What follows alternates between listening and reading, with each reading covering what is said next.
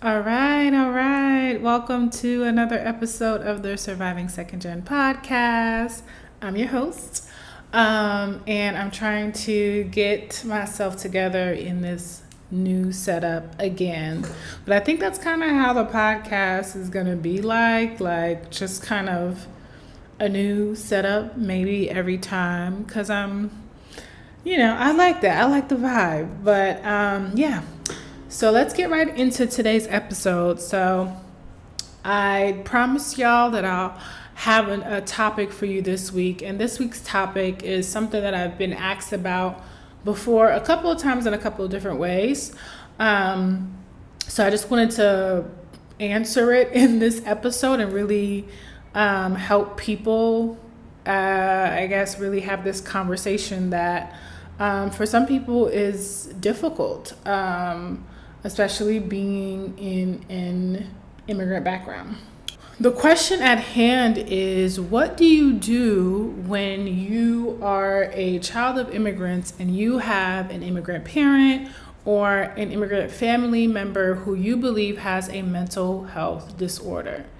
And we're talking about mental health disorders. We're talking about a broad range of things. So something like depression, which is considered less of an acute disorder, is still a mental health disorder. It's still something that, you have to get diagnosed by a mental health professional.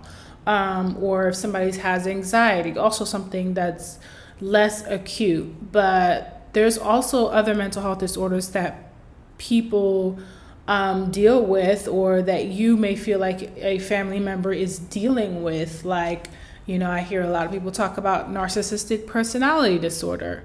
Well, people more so say narcissist versus narcissistic personality disorder, which is the actual diagnosis that one receives if they are considered a quote unquote narcissist. Which I can go on a whole nother tangent about that, how we use that term so lightly. And I think that in the age of the internet, the age of social media, one person talks about it and it becomes something that's picked up and everybody's talking about it, and it becomes something that everybody talks about and uses that terminology. When again, that is a personality disorder. In general, personality disorders are not diagnosed often. And then when you talk about narcissistic personality disorder, that's only about 1% of the population. While those numbers might be, I know they are off based on lack of reporting, based on the lack of people who actually go to see someone to get the diagnosis, the numbers are off. Overall, though, everybody that you know or every other person that you run into or have relationship with is not a narcissist. I'm just saying, okay? People can have narcissistic traits, which I think that's something that can be a conversation, because I think all of us have traits in us that show up in certain personality disorders. But that doesn't mean that we have a full-blown diagnosis, because there are certain criteria that you have to have a full-blown diagnosis of a disorder. Just saying, as a mental health professional, I just got to put that out there, because this is not an episode to say, oh, I know that so-and-so is a narcissist. No, I'm just saying, you may have an inclination that somebody is dealing with something and you just don't know how to help them. But we can't say that we know that this is their diagnosis. Even myself as a mental health professional, I may see things in family members, but I can't diagnose them. I can only diagnose people that I am working with in a counseling environment and relationship. Not just somebody I see off the street or somebody I see on the internet. I can't do that. That's just unethical. So,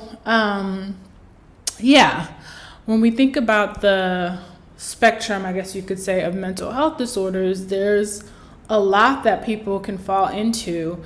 And I think that if, especially like I was saying, in this day and age, A lot of people have more access to what mental health disorders look like, which I think, you know, part of it is bad just because of what I was just using as an example, misusing terms, but it's also good because there is awareness. So I think that for sure, as second generation immigrants, we have more awareness about these things when overall talking about mental health is so taboo and hush hush in the immigrant community. But the thing is, it's not that mental health disorders do not exist. I think that's also a misconception or a myth, is that, oh, people from immigrant countries, they don't deal with mental health issues. Only people in the States deal with that stuff. No, they deal with it, or I wouldn't even say they deal with it. They experience it, but the terminology around it is not the same. The education around it is not the same, and the resources around it is not the same. As far as the statistics and numbers, that's a whole nother conversation. The United States in general has a higher rate of like all types of not just mental health disorders, but also neurological or cognitive type of disorders like autism and other disorders that are on the spectrum. Other countries don't have the same numbers as high of rates as we do in the States. So that's a whole nother conversation, right? So overall, the United States has more mental health issues among its population. However, other countries still deal with mental health disorders. So I think that we need to acknowledge that they exist in other countries. That's like the first thing. Like, they do exist. However, I don't think that the emphasis put on dealing or managing or working through these mental health issues is as high as it is for the US. And there may be different reasons for that. I mean, one simply can be because of the numbers, because they don't see enough people dealing with certain mental health issues. They don't feel the need to put as much resources into that. Like, if you have more people dealing with other health issues, physical ailments, then it makes sense that you want to put more resources into that versus a mental health issue, which for a lot of people, if you can't see it, it's not as real. So I can understand, or I can get the perspective as to why there's not as much resources put into that. And then, I think the second thing is more of a cultural thing of, what does it mean to have a mental health disorder? I think in the States and in Europe, because a lot of psychologists and researchers who are in the mental health field are based in European countries and the States. So they have a wide span of knowledge, about how mental health disorders work. And there's more of I feel like what's the word I'm looking for? They understand the biology behind it, and understand how the brain works and how that affects how mental health issues show up, versus in, I think, some immigrant countries, it's less of a brain thing, but they can attribute it to other things. Sometimes it's religious practices. So somebody has a mental health disorder because they went through some type of religious or witchcraft or something happened to them that made the mental health disorder like come on to them. So it was some kind of ritual or something that made that happen. You know, that happens in different countries. You know, also there's just a cultural idea, I think sometimes with certain of how mental health issues show up that make it seem like it is a temporary thing. So there's not a biology behind it. Basically, it can just go away and it's not something that you're born with. Like maybe it's just like a stress-induced thing. So that's something that I feel like I've seen come up in immigrant communities where it's like if there's a certain issue that happens with in somebody's life, this mental health issue is brought on by that stressful situation, which, yes, there are mental health disorders that, I guess you could say lie dormant, for lack of better words, that are brought on by stress that come out because of a stressful situation, but it doesn't mean that it was never there to begin with, if that makes sense. So it's basically triggered by a stressful event. But it's still something that was already there. So something that was basically brewing. But I think that, again, culturally, sometimes the idea is this is just a thing that's happening right now. And if we do something about it right now, then it'll just go away. And, you know, we won't ever have to deal with it again. And that goes for not just mental health disorders, but like I said, like cognitive issues, speech issues, you know, just a gamut of cognitive / mental health things that are not physical ailments. So I think all of that makes it hard, again, to be able to see that someone is dealing with something, a mental health issue, and there doesn't seem to be a way to address it outside of the cultural norms that people know of. So, what do you do when you have a person who you are close to, a parent, a family member, a sibling that you feel like is going through a mental health issue and you want to help them? I think first, as a mental health provider, I would say that safety comes first, right? And that's always the case for me personally when I'm working with clients, or, you know, if I'm working with, you know, people, in my everyday life. Safety comes first. So if I ever see someone doing something or saying something that I believe that they are putting themselves in danger or somebody else in danger, then I'm going to get the appropriate individuals involved to make sure that situation is taken care of, right? So I'm going to contact 911. I'm going to get this person to the local hospital.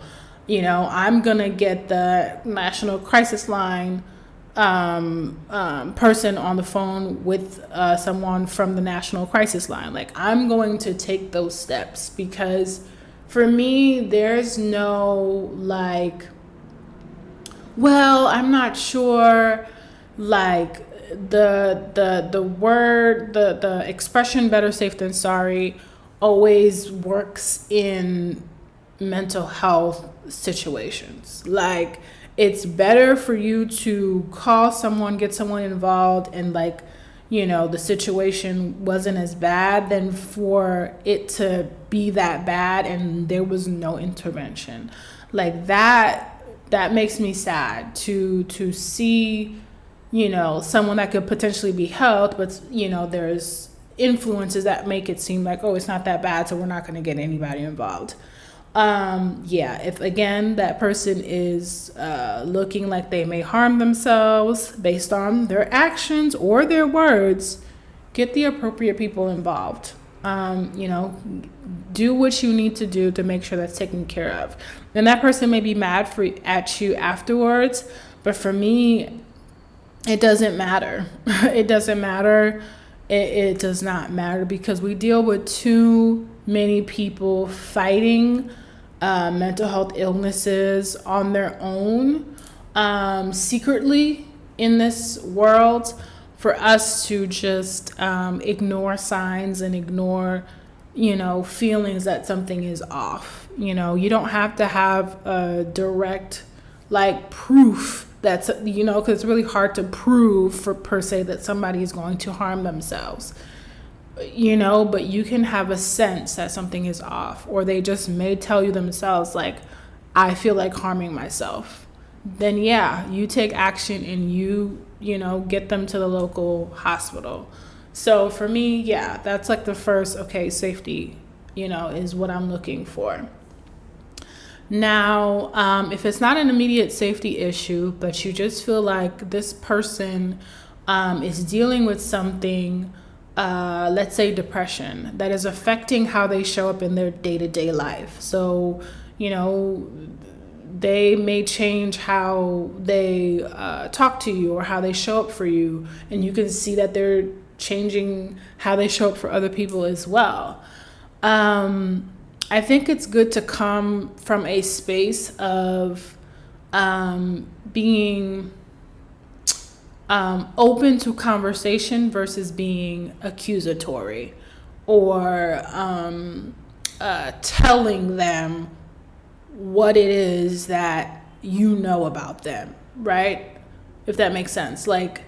Going to someone and saying, hey, I think you have depression and you need to go talk to a therapist, may not turn out so well, because it's very direct in a way that you don't know if they're even open to receiving that kind of advice from you. Who says they wanted you to acknowledge that they're depressed and they need a therapist? I think that's a two-part conversation, right? Because again, the stigma around having a mental health issue in general, and then there's an extra stigma of getting help for it. People in our community don't go to see therapists. And I think that social media, again, is almost a vacuum that makes us feel like everybody's going to therapy, everybody's working on themselves. No, no, I think a lot of people are talking about it more, so we're hearing about it more, but there's still a huge population of Black and brown people who are not going to therapy. So, based on that, I think it needs to be more of a two-part conversation. First part of saying, hey, I've noticed, and you can point out the things that you've noticed about their behavior that's changed, or the way that they speak that changed, right? So I've noticed you don't come out with us as more. Every time we invite you somewhere, you always say that you'd rather just stay home. What's up with that? Or if you notice that the person doesn't engage in conversation as much, they kind of brush you off. Every time I tried to talk to you, you don't seem like you want to talk. I want to know what's going on. And, again, you want to be gentle about it, because again, this is not a safety issue. Of course, when it's a safety issue, that's what comes first. But if this is someone who, again, has that barrier, be gentle about it. Let them know that you care, you've seen these things, and you just want to know what's wrong. So forget about labeling them as depressed, labeling them as anxious. Just say, this is what I see. Tell me more. I want to know what's going on because I care about you, right? And then I think that will hopefully allow them, if you have a good relationship, for them to say, what it is that they have going on. Hey, it's a job thing that's got me down, or, it's a relationship issue that I'm trying to work through. And if you feel like, again, you have that rapport, then it may be then a situation where you can talk more about it, give them the advice that they may need. But I think the second part of like them getting help outside of you, that's usually a thing that happens. Like going to therapy usually is helpful if this person does not know how to process their emotions. If you personally feel like this person's issues are making it hard for you all to have a relationship because this person's issues shows up more than anything else, then it may mean that it's time for this person to go to therapy. Because honestly, I don't want to say not everybody needs therapy, but not everybody is ready for therapy. I'll say that, right? Because they may be dealing with an issue and they could definitely need the help of a mental health counselor, a licensed social worker, but they are not in the space to be vulnerable, to process their emotions, and they will not be able to honestly just open up in a therapeutic setting, which will not be helpful for them or the therapist, if they're just not there yet. So I think that's a process. So in the meantime, right, if you are able to provide support, just by helping them talk through some of the things that they may have been bottling up, that may be enough for them in the moment to get their point across, and then get to a place where they realize, talking to someone does help, and, maybe, talking to a professional is something that I need. Or, even if they don't get that on their own, hopefully through the conversations that you have, you can talk about, what works, because maybe you personally have been to therapy, or people who have been to therapy. And that is, again, the second part of the conversation of saying, hey, based on what you're telling me, you may need a space where you need to process this stuff with someone who's a professional. And I think that's also something that is important to say when you're having the conversation about going to therapy, because what I can say is that individuals from immigrant populations, they respect authority. That is important to them. So when you phrase it as this is a professional individual who focuses on your specific issue, I think it does help them feel like they are in a space that there is someone who, knows what they're doing that can help them. So framing it in that way of saying, hey, if you go to this professional person who focuses on depression, again, you don't have to say depression, but who focuses on the issue that you were just talking to me about, I think that would be really helpful for you. And I know when I'm saying this, I'm thinking about a range of people in the immigrant community, because I feel like individuals who are, millennials like myself and younger, it may be an easier conversation, right? Because again, we're exposed to, mental health providers and the whole conversation about mental health. But when we're talking about like the generation above us who may have never been to a mental health counselor, or even just talked about having a mental health issue, I know that may be an extra layer of difficulty. And I'm also thinking about if their mental health issue affects your relationship in a negative and or toxic way, then I can understand how that changes how the conversation happens, right? So it may no longer be a conversation of like, hey, I see you struggling with this thing and I recommend this professional. It may be more of a conversation that is letting them know that I do not feel comfortable in this relationship with you because you are showing up in this way. Therefore, I believe you need to go to a mental health professional. Those conversations are tough.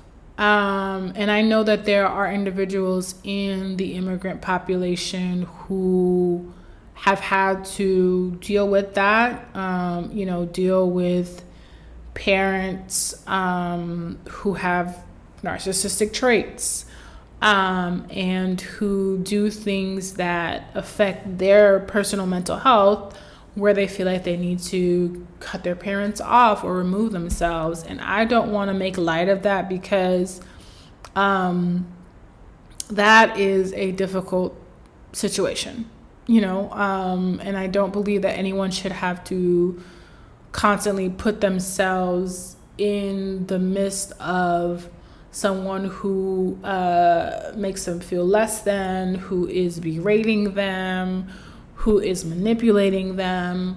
So I think that is a conversation through probably doing your own therapy to figure out how to navigate that relationship and address what you believe may be their own mental health issues. So I would say, with a situation like that, the first step is to get your own therapist. Like, you need to talk to someone who is a professional, such as myself, who ideally works with someone who works with people from immigrant backgrounds, such as myself, or just understands the immigrant culture, to be able to have these conversations with you about, how you feel like your mental health is being affected, and can potentially help you have the conversation with this person who is, harming you emotionally. And you may find that you can get a counselor who can help mediate. So there are mental health professionals who do family counseling, and that may be very helpful, because that may, ease the concern that the older person, and so basically the parent, that may ease their hesitation of going to therapy if they're able to do it with you and you're able to have a conversation that is mediated, so it doesn't feel as intense, and hopefully you can work through the conflict with a professional and it's not basically a fighting match with no resolution. So I think that may also be helpful if you are dealing with somebody's mental health issue is affecting you all's relationship, especially if it's a parent-child relationship, to get a family therapist. So that would be more often than not a marriage and family therapist. They do family therapy, so they can help you in that setting to do some type of family therapy. So I would say, that's another step that you can take. But yeah, as I was saying, I think that, you want to just make sure that you are just direct, but also empathetic. Direct in terms of you are able to call out the behavior or statements that they make that you see, to be able to say, hey, these are the examples of things that I'm noticing. Because a lot of times, again, people can be dismissive and not want to address their mental health issues if you're just like, hey, I think you're depressed. But if you can say, hey, I'm seeing this, and this, and it's unusual, so can we talk about it? I think that's more helpful and concrete versus labels. And then, like I said, for, a part 2 of that is really talking about how this may be affecting them so much. Again, if they're like missing work or they can't show up socially, that means that they need a professional intervention, and that may be what they need to resolve the situation. So I hope that makes sense. I hope that's helpful. Again, I think the idea is to make sure that you can have a conversation with someone that you are helping them see things outside of the scope that they usually see it, versus just making them feel bad because they probably already are feeling bad. They just don't know how to work through it. So that is all I have for today's episode. Hopefully that was helpful for anyone who's dealing with this situation currently. Thank you all so much for tuning into today's episode. And if nothing else, I will see you all at the next one.